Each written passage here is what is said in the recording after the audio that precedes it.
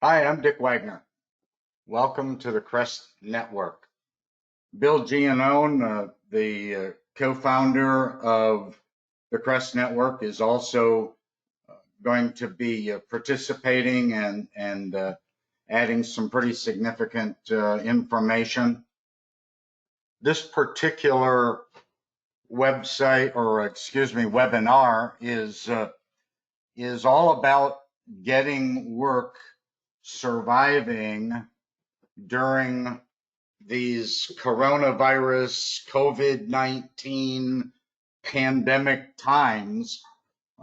I'm sure they are all the times are trying for all of you, as they are for us here in Florida. We have some fairly strict uh, regulations and rules of what we can and can't do and so forth, like probably many of you. So we're going to dive into getting work and surviving during these pandemic times. Thanks all for joining us.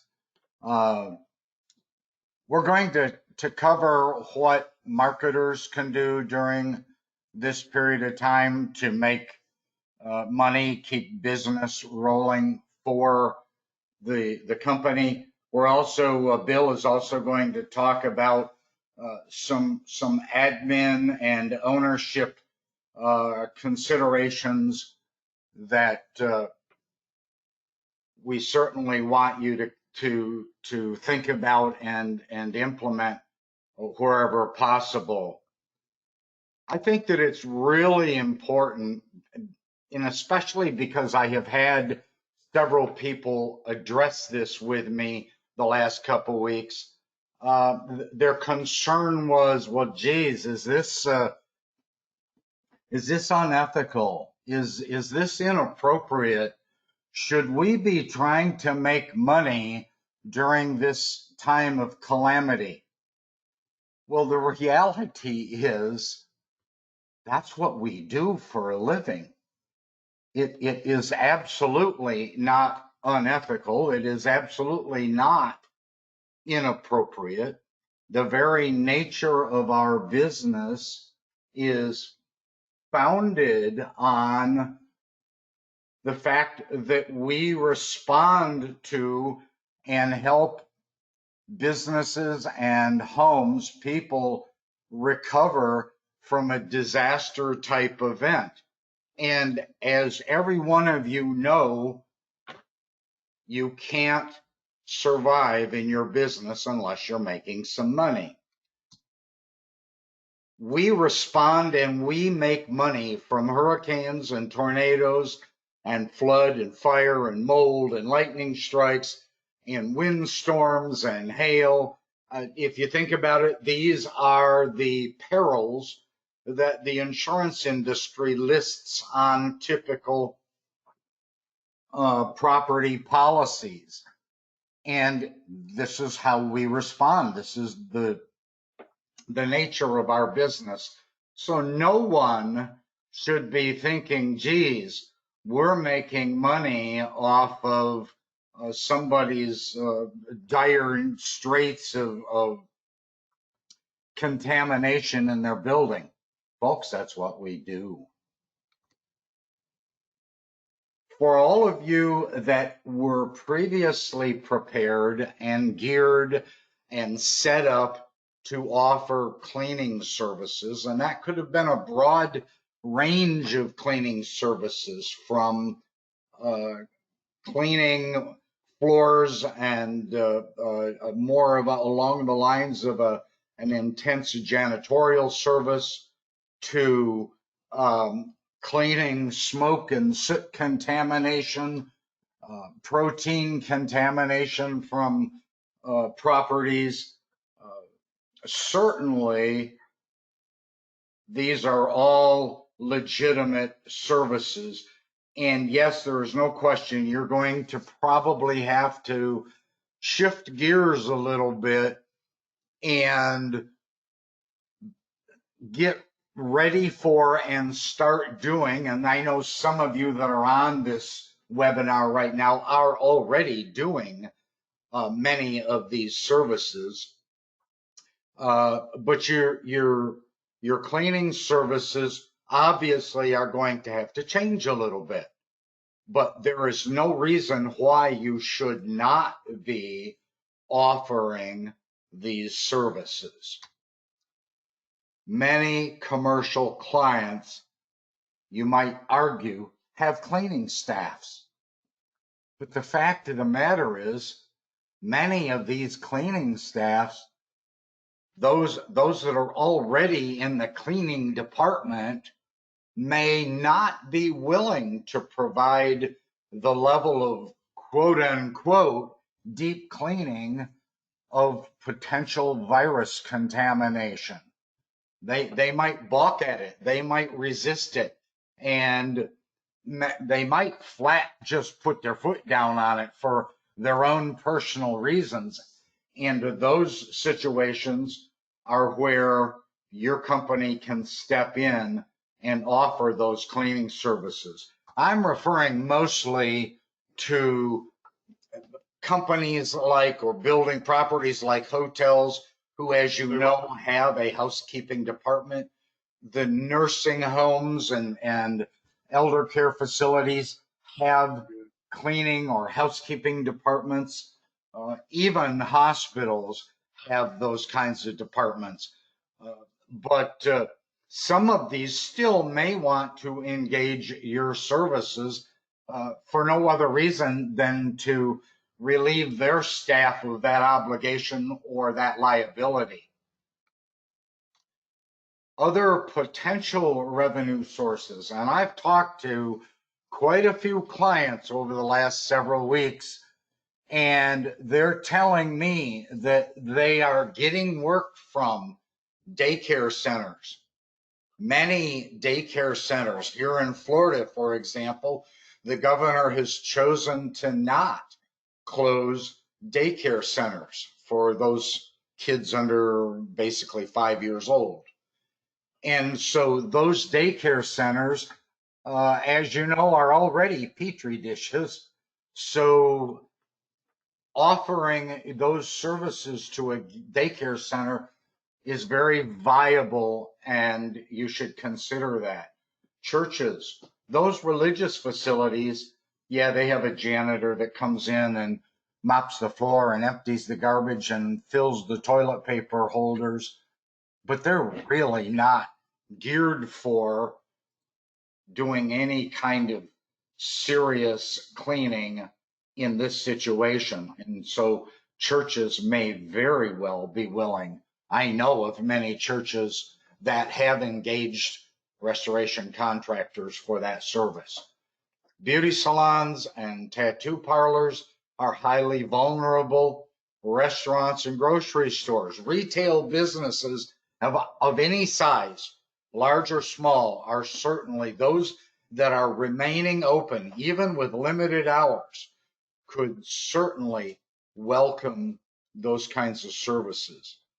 You may have a little greater difficulty doing work in some state-owned or federal buildings, but on a more local level, your municipal or city county properties may very well be willing to engage you. We know that schools, colleges, and universities are essentially closed right now, pretty much across the country, but they are ideal candidates for this kind of service. And a lot of people tend to forget that banks and other types of financial institutions are remaining open in some capacity, and they also should be considered.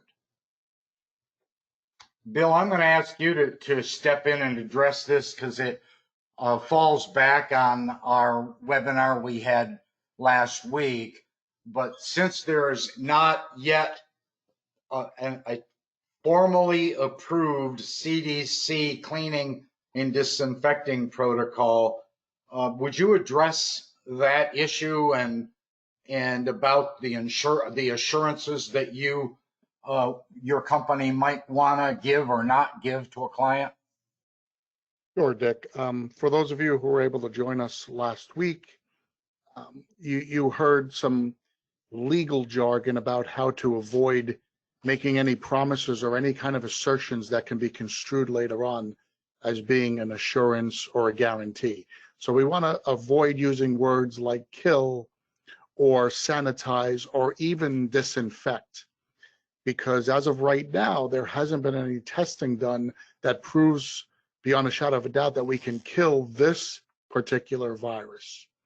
Now, a lot of the products that are on the list, and the government has put out a list of approved products to combat this virus, but that list, which it has now had 3 revisions to keep adding more products, is basically a listing of products that have killed what I would call the cousin viruses or the previous iterations of a coronavirus or even SARS, things that tend to mirror the same attributes as this particular virus.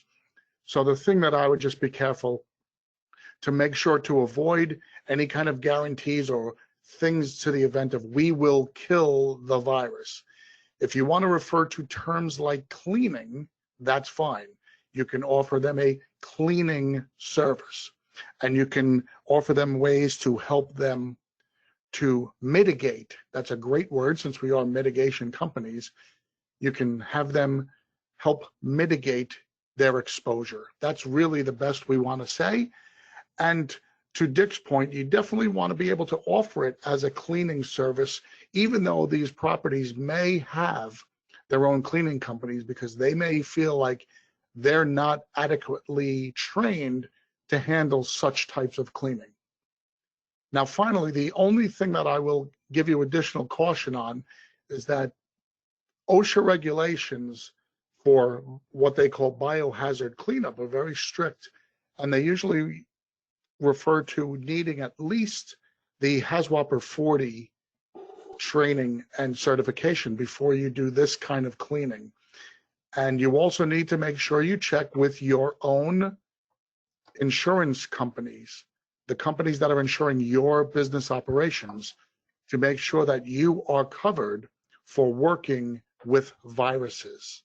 There are many policies that are written for pollution liability for companies like ours that specifically exclude viruses or do not mention them as a covered loss. So please don't put yourself or your companies at risk and want to chase the money and do the work if you are not properly covered. God forbid something happens down the road, somebody's going to go after the company with the deepest pockets, and that could be you guys. We also want to encourage you to establish a very clear dialogue with your clients. And by a very clear dialogue, Bill touched on this in a couple of different ways, but you have heard over the years in different webinars and seminars and training classes that you've attended that you should be properly setting the expectations for your client. It doesn't matter whether it's a structural drying or a fire or a mold cleanup project, but in this particular case, because there really isn't, first of all, there isn't an IICRC specified protocol like we have for the water damage protocols or mold cleanup and so forth. You need to be very careful that you set the correct expectations and that your paperwork, your documentation follows that expectations and reiterates it, brings it to the forefront in order to protect yourself. We stated this on numerous times in last webinar, in some emails that went out. Please use caution with what you promise. That's really all I want to focus on as it relates to going out and doing actual marketing and cleaning services as it relates to the COVID-19 pandemic. However, I want to step into some additional things that you can do when you're not out making actual visits in those cases where you can and you've identified potential clients. Number one, when you are staying in your office, when you're working at your company headquarters, and I'm going to assume many of you are doing that because a lot of your resources are there. And I guess as the saying goes, don't have more than 10 people crowded around you in the room. Practice your safe social distancing. But staying in your office is a perfect time to perfect your customer relations management software. Some of you use Dash, some of you use HighRise, some of you use HubSpot, some of you use Salesforce. There are so many different ones out there, and many of them are very good at providing you with big data, with great, valuable, useful, helpful data. If you put garbage in, though, you're going to get garbage out. But when you're putting good information into your CRM, you can think outside the box, and you can pull reports and do research and identify potential prospects for appropriate marketing services. Additional ways to use your CRM. And I'm going to talk just for a second about CRMs because so many times restoration companies, cleaning companies, mold remediation companies have a CRM, but they don't know how to use it properly, or they don't use it adequately to take advantage of the options that are available to them. Number one, it's a perfect place to compile and gather great information on one screen or with just a few clicks of your mouse. Secondly, a CRM can be a great time management function. It can make you efficient. It can help you remember appointments. It can identify the most valuable prospects so that you're only calling on those that are the most qualified. It can provide you with great reports on what activity you have done and provide you with reports on what activity you should engage. It also enables you to target a specific group or a specific industry or a specific regional area, geographic areas such as a zip code area. It does that with a couple clicks of the mouse.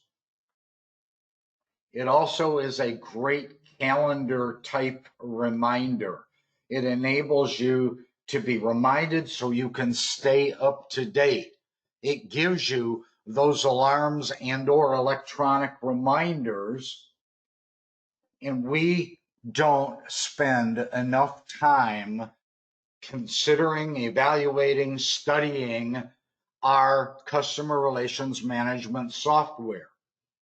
On top of all of that, and some of you are doing this, I can see by many of you that are on this webinar right now, that I know many of you, and you are utilizing your CRM by putting notes in it as to specific information with specific clients.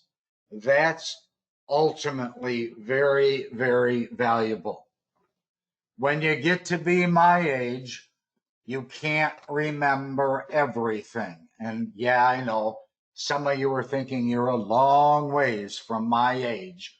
But the fact is, even if you're in your 20s, you don't remember every detail about every client that's important. And the CRM enables you to achieve that and have good notes in there so you can do a quick reminder and refer to them when you walk into a client. Instantly, you can remember that they're the ones that just came back from vacation, or they're the ones that had a sick dog at home, or they're the ones that have had a sick baby at home. And so the CRM is a great way to spend time where you can, especially right now. Yes, it's extremely important to keep marketing. And you can't, by the way, you can't stop that. You can say, well, geez, we're not allowed to do unnecessary travel. You have to use your own philosophy, your own conscience, make your own decisions about that whole issue. But if you're out in the name of trying to offer some valuable cleaning services, please consider going out and traveling. I see there are several questions that have popped up. I'm not going to address them right at this moment, but we can in a bit. For those of you that are calling on or have been calling on plumbers, there are more people at home right now than probably at any given time in the past 10, 20, 30 years. They're flushing wipes and paper towels and who knows what down the toilets. And I would not be surprised if there are going to be some plumbing surprises. And so your plumber is still working. Your plumber is still being called out. They are an essential business. You don't have to visit plumbers to talk to them daily. You can interact with them in a variety of ways. Going back to the CRM, if you have done a good job capturing and gathering email addresses from your plumbers and from your insurance agents, you can communicate with them. Andrew. Hello? So make sure that your lead sources know that you're open for business. Also, and I'm going to let Bill address this, work on your KPIs and those processes that are vital to your business. Bill, are you there? I am here, Mr. Wagner. You're good to go. Thank you. Thanks. Guys, a lot of the companies that I work with are always looking to make some changes to their companies, and I always liken the process to trying to change a tire while you're on the interstate still moving. It's extremely difficult to lean out the window and change that tire, and it's also extremely difficult to start working on and changing processes within your company while you're still trying to keep the company open. So one of the things that this little downtime gives us the ability to do is to work on our KPIs, key performance indicators, work on our processes. Let's make sure that we know exactly where we want to go and let our teams be part of getting us there.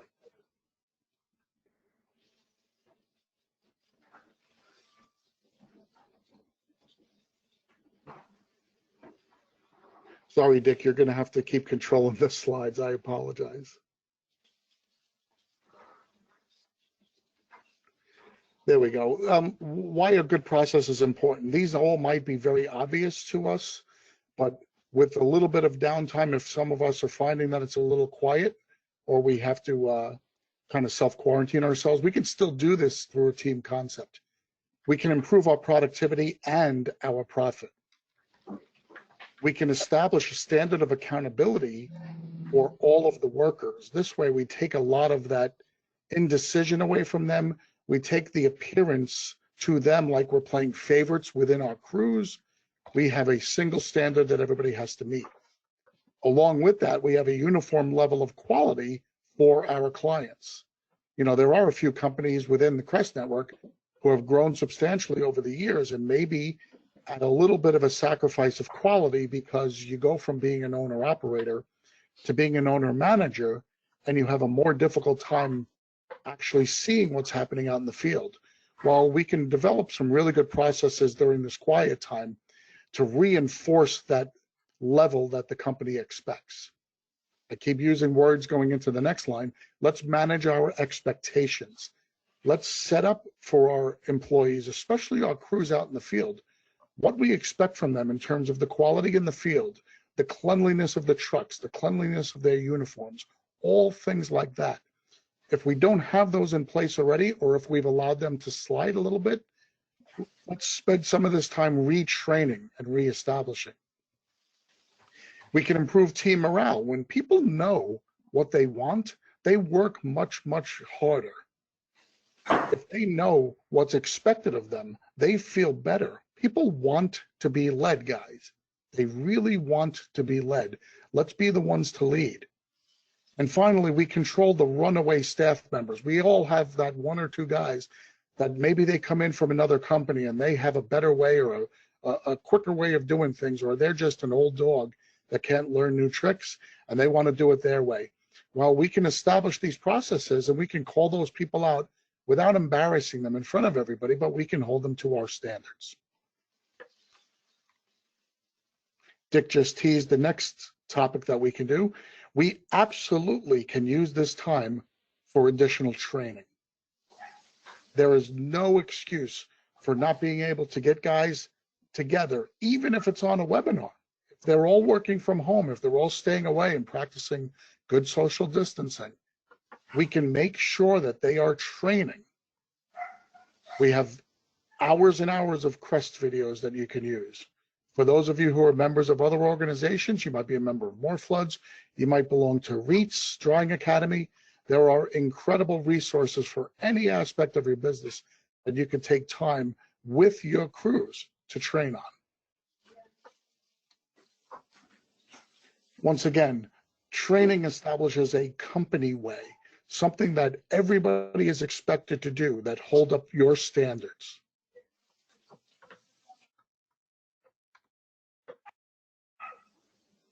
We already talked about your way. This training can be done remotely. Like I said, you can have everybody log on to a GoToMeeting, or you can have everybody log on to your own, if you have a website that has portals for your employees, have everybody do that, or just do a remote phone call. But you can do training if nobody's around.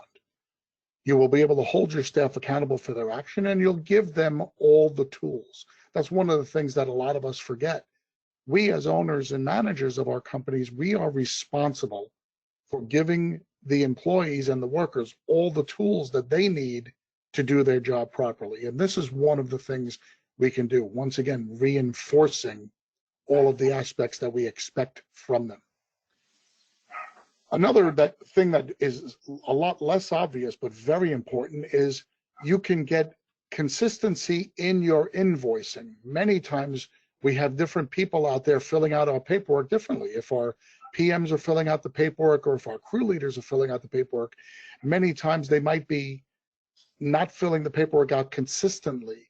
Well, when it comes time to invoice for their projects, we're not consistently invoicing. And that's really important, guys, because when we, for instance, send 2 invoices to an adjuster at State Farm, if they come from 2 different sources within our company, we want to make sure that that invoice still looks uniform And that State Farm adjuster doesn't look at us and say, well, you did this for Mr. Smith, but on Mrs. Jones's home, you didn't bill me for this. We want to make sure that our billing habits and our protocols out in the field are consistent.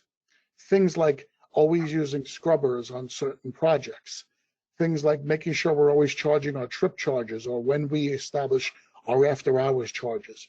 We need to make sure that those are very, very consistent. So through training, we can make sure that whoever is responsible for the paperwork that goes into invoicing is being consistent throughout. And finally, once again, it controls those runaway staff members. Another thing we can do in the office, we can work on our inventory. Many times we will be so busy and we will be so shorthanded and we'll be just so caught up in the day-to-day operations of our company that we'll look in the back and we'll realize that there's 3 or 4 DUs that are down because they happen to be leaking. And one of our techs brought it back and put some red tape on it. Let's take the time to clean and repair our equipment to increase our capacity moving forward. Why is this important? I'm just going to give you some stats here. A DU used every day of the week pays one of your tech's salaries for that week. So just imagine if you've got 2 or 3 DUs that are down and you're not putting enough dehumidification on a project because you just don't have enough, or worse, if you're renting equipment because your own equipment is broken, you are literally giving up salaries by doing that. An air mover added to every project each day can pay the annual salary for an office staff member for the whole year. Guys, I'm not exaggerating. One air mover added to a job, if you're a normal company doing 20 or so jobs a month on average, you can generate enough revenue from that extra air mover to pay us an office staff salary. That is absolutely a fact, and it's absolutely something that if you look at it, you'll realize how important it is to keep those air movers working. This statistic is anecdotal, but this comes from my own operational workings with companies over the last 10 years. The average amount of money that it costs a company for having broken equipment sitting around is about $50,000 in revenue, and that's lowball for some companies. I know here at Reliable, there have been times when we've had up to 10 dehumidifiers out of commission. You take 10 dehumidifiers out of commission and then you have to go rent those, you're talking about thousands of dollars a day in lost revenue.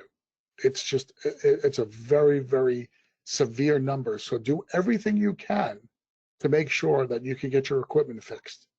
And finally, this again is anecdotal, but Dick can also relate to this. The number one cause of bad client reviews is dirty equipment or misoperating equipment. It's a fact that we are in a house, if we're doing some demo and we're doing cleaning, our crews are in the house for hours and maybe a full day at the most if it's a significant amount of demolition. But for just about all of our projects, we're leaving our own equipment behind for 3, 4, maybe 5 additional days. Well, if that homeowner is in the house, the only thing that keeps reminding them of us is our equipment. So if our equipment's noisy and if our equipment is dirty, that's the impression that we're going to leave with the client over days. Every single day that goes by, that client is going to be less and less impressed with us and be more and more apt to start complaining over things. So let's make sure that we keep our equipment clean and functional.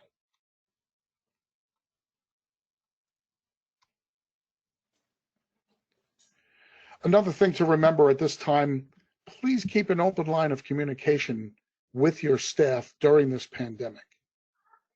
Many of us think we might know our staffs really well, but we have to make sure that we're honest with them and we have to make sure that we're listening to their concerns. They might have some concerns about the health of themselves or the health of their families or the health of loved ones or friends. They might not be willing to share that with us, but it's still there.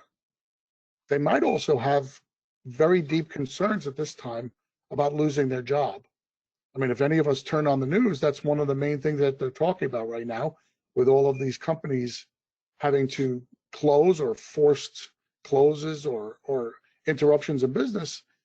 we as business owners understand that there's only so much we can all handle and go forward, be able to operate as a company, but not have to bear an incredible amount of burden if our business is slowing down. So they may be concerned about losing their jobs as well.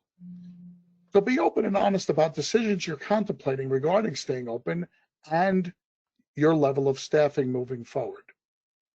Be mindful that your first priority should be the health and safety of your staff.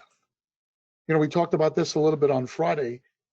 Don't automatically think that this is going to be a gold rush for you guys going out and doing sanitizing and disinfecting and pre-cleaning before you're doing your treatments. Understanding that your staff might be very nervous about going into these locations, especially if you're cleaning at facilities where there have been known cases before. Let's talk about some staffing realities. Again, for the owners and managers on here, this is a very important and sobering topic. We have to make some tough decisions here, and we have to remain viable. It's all very easy and I think a little Pollyanna to think that we could just keep everybody, pay everybody, and everything's going to be okay in the end. We have to be realistic businessmen here.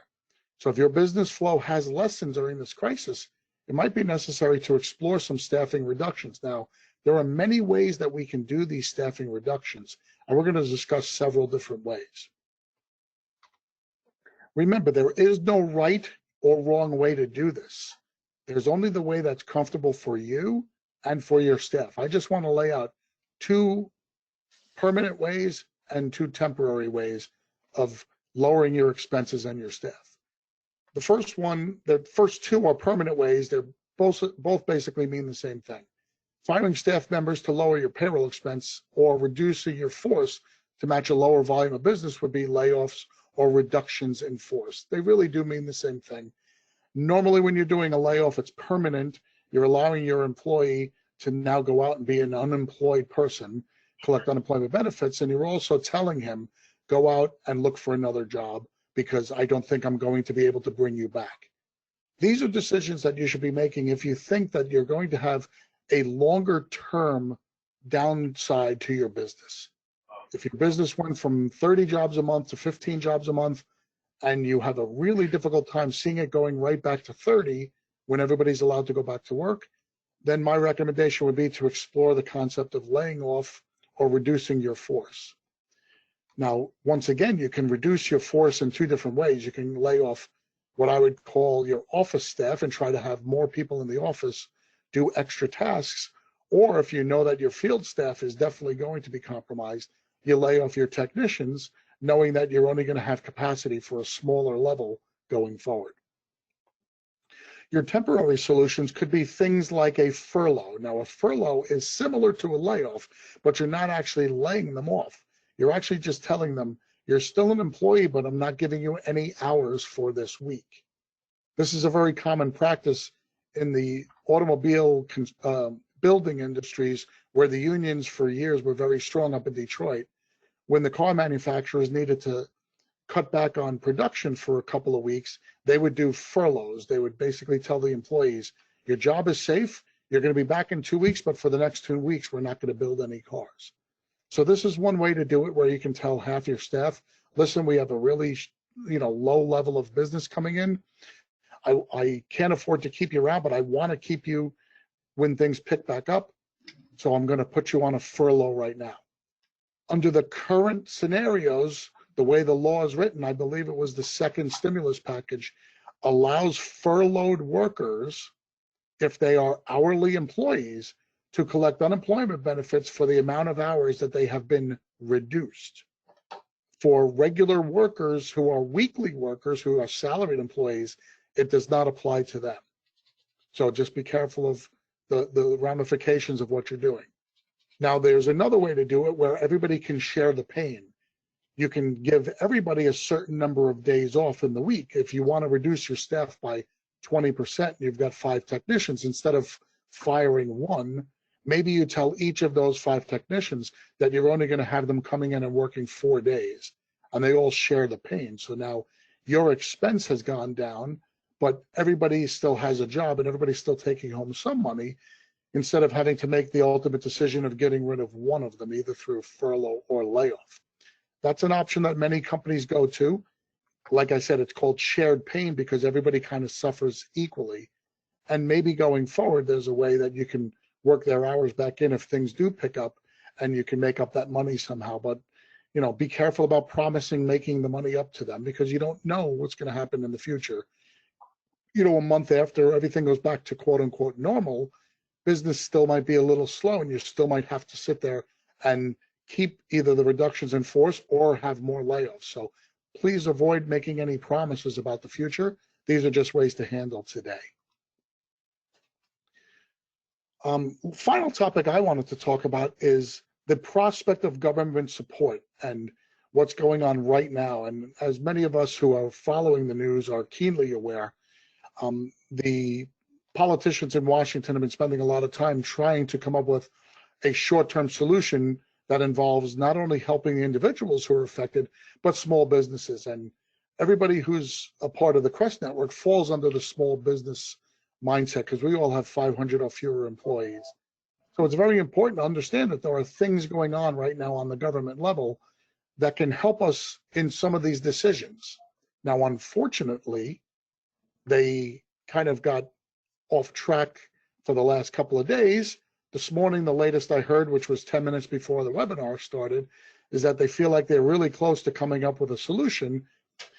I don't know exactly what that solution will be because I did a lot of studying on what was going on over the weekend into yesterday. But I'll talk as if those are going to still exist and ways in which you can actually be helped out here. The legislation that's being considered is going to offer major support to small businesses. Theoretically, they're going to offer loans to small businesses, and those loans will be payable back to the government at very, very low interest rates. These will not be loans that you'll have to apply for necessarily through the SBA, like in times of crisis or in regional CATs like we've seen in the past. These are going to be loans that will probably be facilitated through your banks, but you'll be borrowing directly from the government, and you'll have long periods of time to pay it back. They're talking about 3 years, and the interest rates will be very, very low, especially now with the Federal Reserve lowering rates basically to 0%. The federal government will have a very, very reasonable rates for us to pay these loans back. So if you're a company that just needs to get over the hurdle and you're a well-functioning company, but you're just suffering through a little downturn now, this will be a great viable option. There's a catch in there that might be really, really viable for most of us. And please keep your ears peeled on this. And as soon as I know what has been passed, I will do the research and get the information to you guys as well. One of the caveats was that small businesses will be able to borrow money to pay and retain their staff. So if you're a company that's going to try your best to not fire anybody, the federal government will lend you money up to 2.5 months of your payroll allocation, plus your rent and your utilities. And as long as you provide proof to them that you've only used that lent money for payroll, for rent, and for utilities, the language currently written says that those loans will be forgiven. They will be considered grants. So once again, if you're a normal company, if you've got $30,000 or $40,000 of payroll and a couple $1,000s of rent and utilities, we're looking at a prospect of you being able to grab $50,000, $75,000, $100,000 or more for your business from the federal government and never having to pay it back. This would be a godsend for those of us who are trying to do our best and keep our staffs at full bore, trying to do the right thing and knowing our employees, probably many of them live check to check. This would be a godsend for us to be able to support those efforts. Just remember, this is not passed as of yet.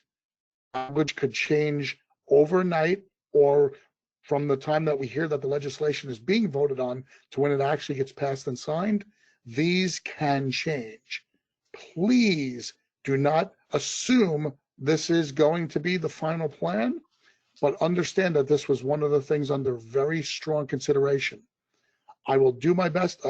Guys, I might sound like a crazy, but I read over 1,000 pages of the Democrat House's 1,400-page plan to look for specific things affecting our business. And I will continue to do so, and I will continue to find the best resources for all of us to make sure that we make good, informed decisions.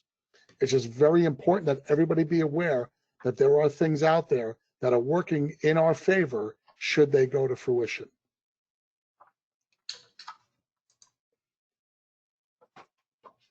So we're at the conclusion. Thanks so much, Bill, for diving in there and covering a substantial part of this. And thank you for reading 1,000 pages of the Democrats' House proposals, because I don't have the patience for that. Light reading, Dick, light reading.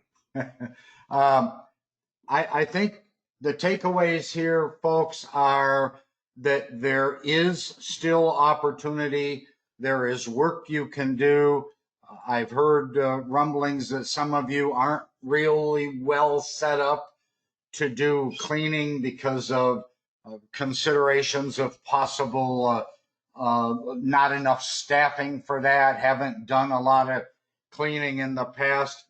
My personal opinion is that would be relatively straightforward to get up and running and start offering that, because it is an opportunity and it will bring money into the check-in account that's much needed.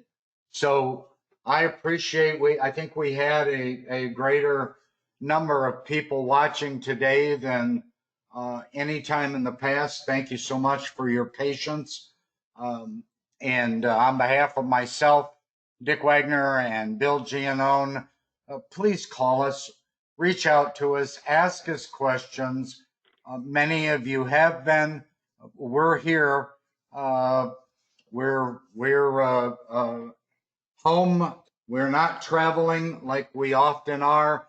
So we welcome your texts and your emails and your phone calls. Thanks so much. Bill, do you have anything to add? The final thing I want to say, Dick, is I just want to make sure that everybody understands that we are trying every day to find additional resources for all you guys. And just to throw it out there, I've been talking to one of our Crest members, and I want to continue to talk to him. It's a company here out of Atlanta called BioRestore, and they do primarily asbestos, lead, mold cleaning, and a whole lot of biohazard type cleaning. And they've got some really good technical expertise and advice for any of our members should they be interested. And that's part of being part of the network, is being able to access the resources of other members. And we'll be getting that information out to you shortly as well. Thanks, Bill, and thanks, Matt. Talk to you all soon. Bye-bye.